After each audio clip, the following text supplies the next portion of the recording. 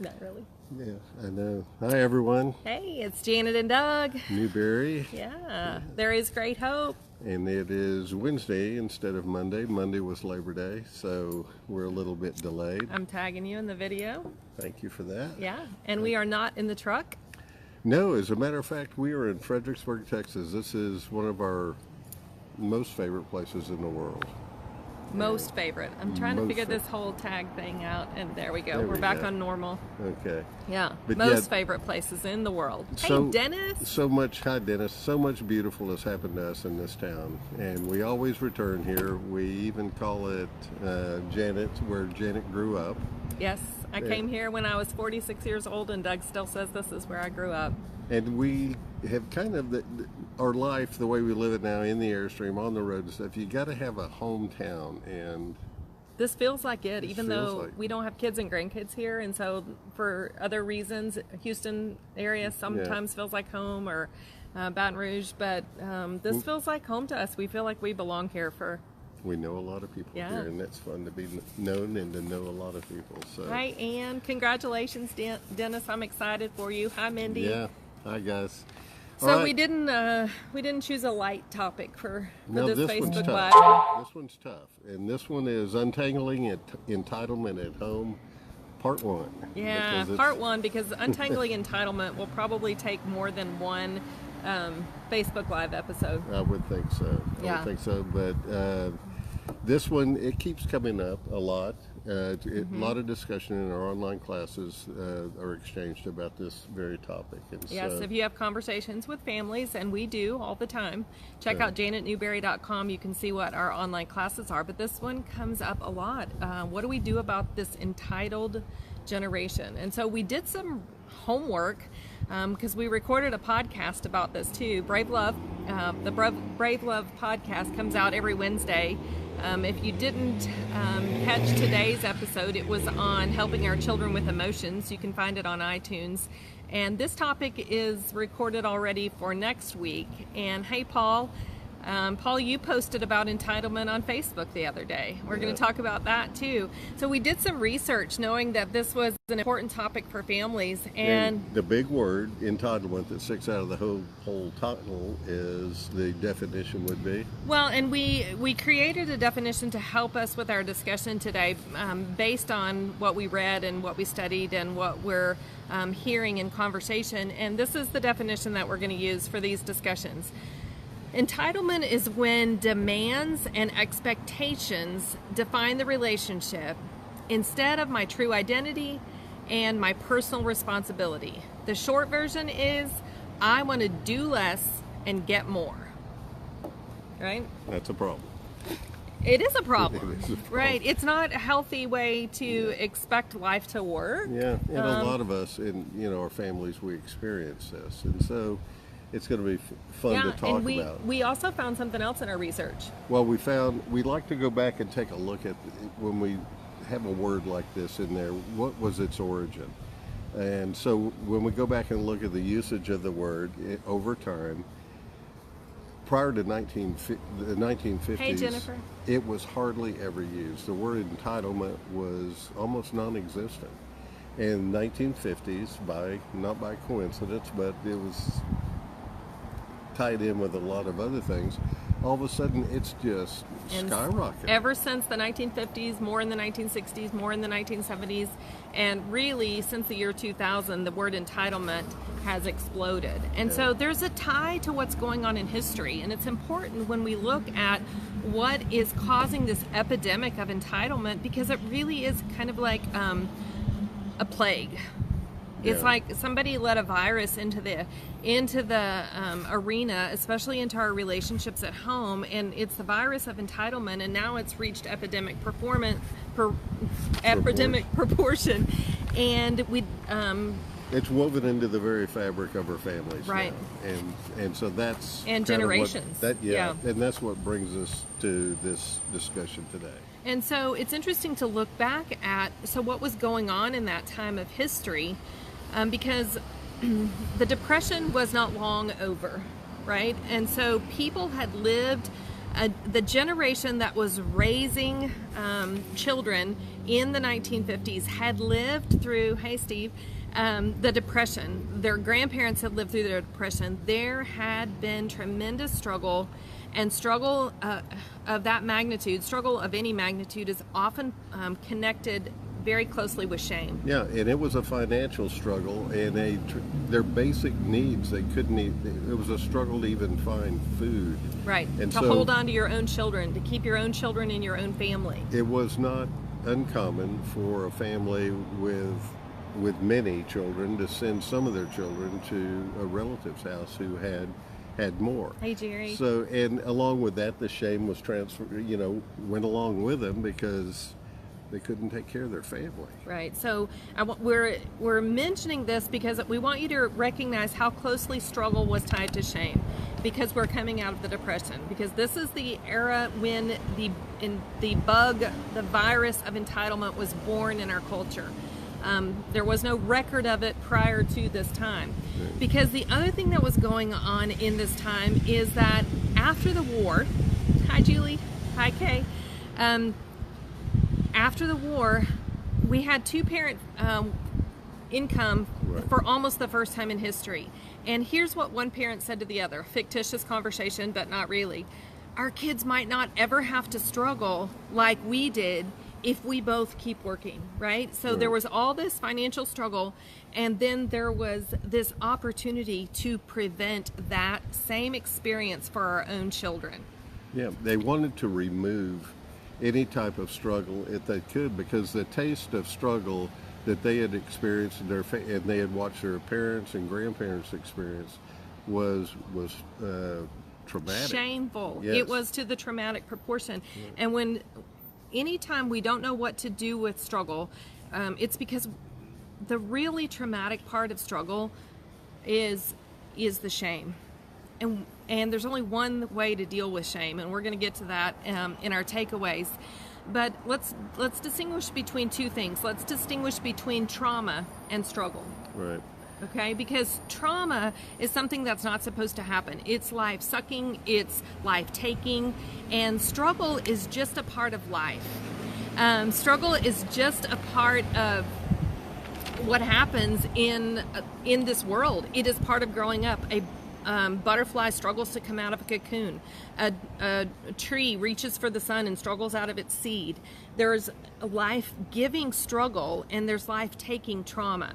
And so in this particular Facebook Live episode, we're talking about struggle. We're not talking about trauma, okay? Right. And so the interesting thing that happened is that because of the timing of the Depression and parents wanting to rescue their children from struggle, rescue their children from the shame that they had associated with struggle, is that something happened in our families that couldn't happen on the farm. So because this is a crazy perfect storm time in history. All right, this is a history lesson for you on Facebook Live today, because this is also the time when families were moving away from the farms, when big families with lots of children, because there was a lot of work to do, were moving into the suburbs, were moving away from the farm, away from the family farm. And sometimes both parents were working for the first time in history, and there was this great idea that was birthed because of the Depression of let's try to protect our children from the struggle that we experienced, right? And out of struggle, and what we forget along the way, because struggle was to be avoided at all costs, that maturity as a child happens during struggle. Yes, maturity for any of us happens during struggle, because guess what? It takes two things to mature, to grow up. It takes trust and it takes love. Without struggle, there is no need to trust. Right. There is no need to trust God or others if I can handle life all by myself, right? And love is the process of meeting needs. And so, hi Jake. Sorry, I'm saying hi to my great nephew because he just said hi on the comments. Love is the process of meeting needs. And so without struggle, we can't grow up. We can't mature, because we need to do two things to grow up. We need to trust, and we need to receive love to meet our needs in the middle of our struggle. We need to love to meet our needs when we're not struggling, right?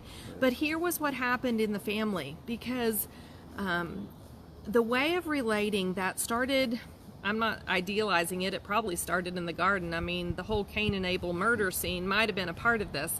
I'm not idealizing this, prior to the 1950s, but transactional relating became the primary way of relating in families. And what I mean by transactional relating is that I get because I do, right? Works well in industry, it doesn't work well in It works families. great at the grocery store. Yeah. It works great as a business model, but it doesn't work well at home.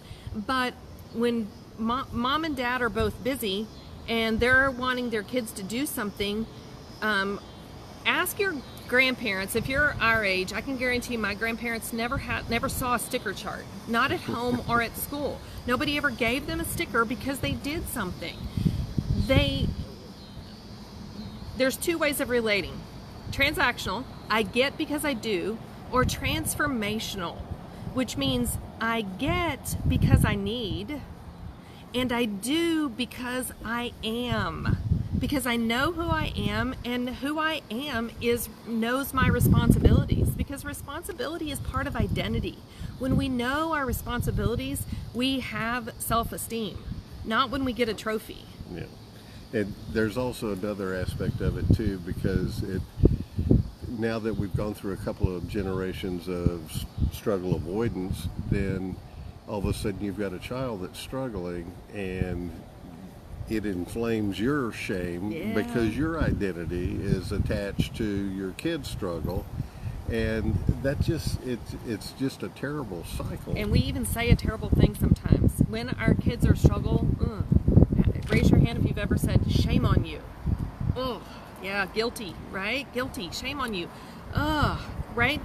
Here's the idea, is that we don't know what to do with the shame that is attached to struggle. Because the other thing that was happening in the same perfect storm in history is that in what used to be a one-room schoolhouse, where contribution mattered, where kids were in multi-age settings and contribution mattered, I learned so that I could help somebody else learn, right? So that they could help somebody else learn. But at the same time that all these other changes were happening, performance replaced contribution at school.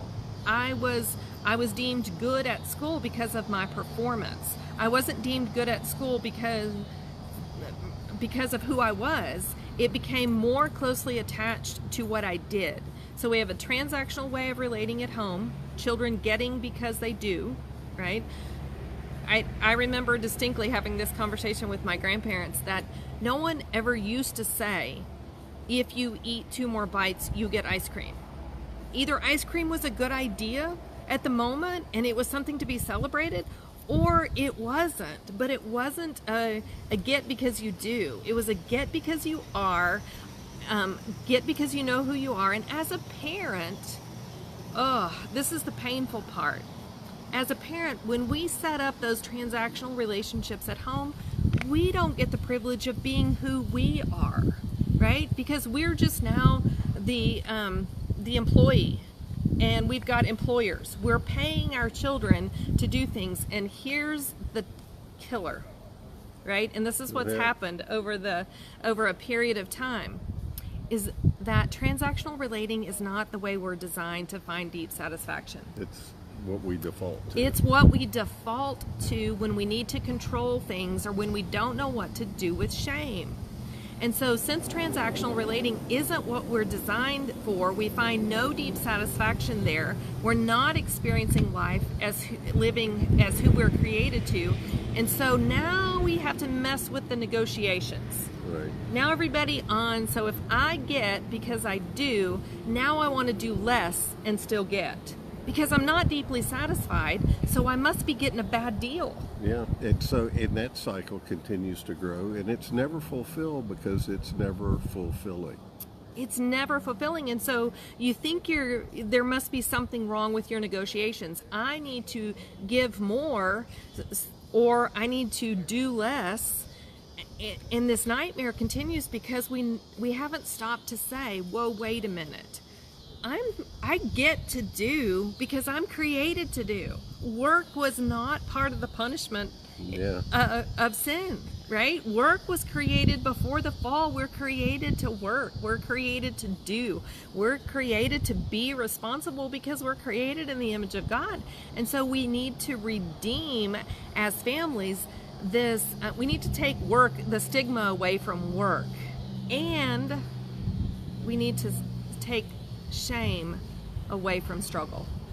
Yeah, separate the two. We need to take shame away from struggle.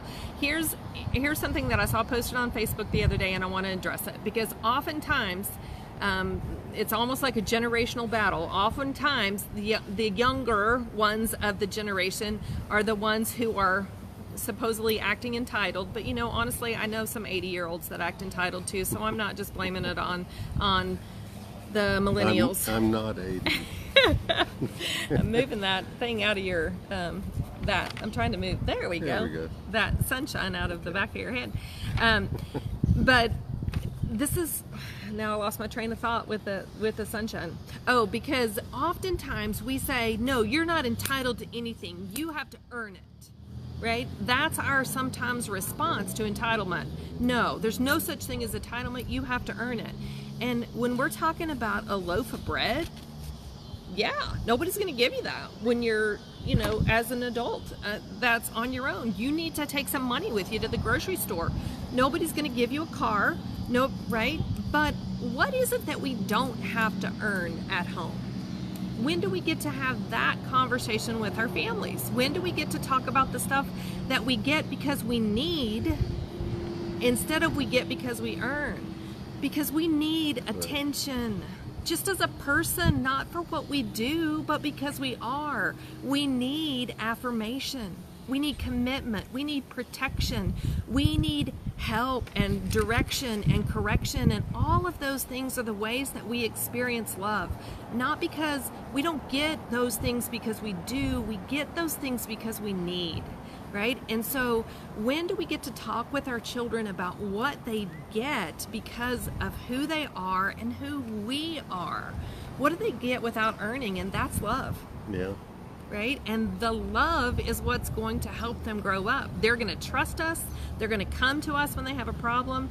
And mature children are not entitled children. And so we can't look at fixing the entitlement problem, but we can do something about the immaturity problem, right? And which, as a byproduct, will take care of the entitlement problem. I don't know any entitled people that are mature, that their emotional age matches their physical age, right? And so we're going to go through some takeaways here to try to make this more practical, and I hope you comment on this with some questions because this is part one. Yeah. Right? And as you can tell, there's a lot to say and a lot of conversation that can take place over this. But the takeaways, the three takeaways, you want to do those real quick? You read the first one. Okay. Number one, seek out... And this is for parents. Yeah, this is parents. Seek out relationships for yourself as a parent that are not transactional.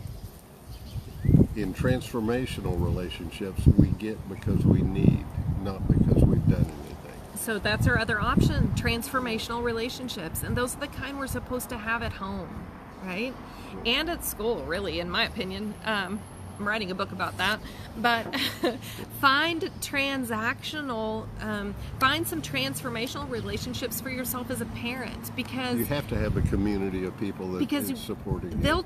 They'll help you with the shame that's attached to your struggle. That's why it's important for parents to have transformational relationships, because we need help with the shame attached to our struggle, and love will help us with that. In fact, that's takeaway number 2, I think. Go ahead. As a parent, your identity is not at stake when your children struggle. Brave love disconnects struggle from shame. That's just a powerful sentence, that last one. You separate the two. They don't belong together at all. Brave love separates struggle from shame. It never separates truth from struggle. but it always separates struggle from shame. If you've read The Cure, or if you've watched John Lynch's Two Roads video, and God puts his arm around us and says, my, that is a lot of sin, right? He's not denying that there's a problem. And then his words are, we'll work on it together when you're ready, because there's a disconnect. It disconnects our struggle from shame. And that's what we need as parents, so that we can do that with our children. It's a great example. Number 3, relationships at home are toxic when they're transactional, and healthy when they're transformational. Yes. It's something we share with our kids. We help them. The transformational aspect of parenting gets them from here to here, helps them grow up in a healthy way. In the Grace community, we talk often about living from our true identity and wooing that out of ourselves and each other and our children. We don't woo that out in transactional relationships. In transformational relationships, we talk about who are we, and who am I, and what do I act like when I'm my true self? And I act like a worker. I act like someone who helps you. I act like someone who restores order from chaos. I act responsible when I act like my true self, but I do it because it's who I am. I'm not doing it to earn.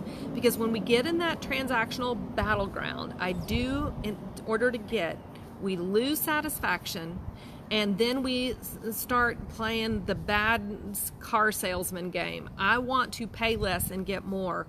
There's the definition of entitlement, right? And it's the result of transactional relationships in the home where they don't belong. Works at work, not at home. Yeah. All right. Pay for your groceries. Don't pay your, yeah.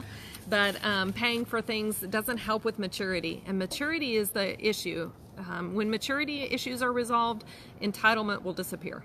Where can they go to find these discussions? JanetNewberry.com. Okay. There's some online classes. We got a brand new homepage. Go check it out. There's a great assortment of free resources too. And we have a YouTube channel. So if you haven't subscribed to our YouTube channel, that's where we put these videos after they've done their fun on Facebook. So it's thundering. We should probably say goodnight. It's about to get really, really wet. So thank you for joining us. Thank you for sharing guys. this, and thank you for posting your questions, because we're going to talk about this again next week. Yeah, thanks guys. Good night. Good night. There is great hope.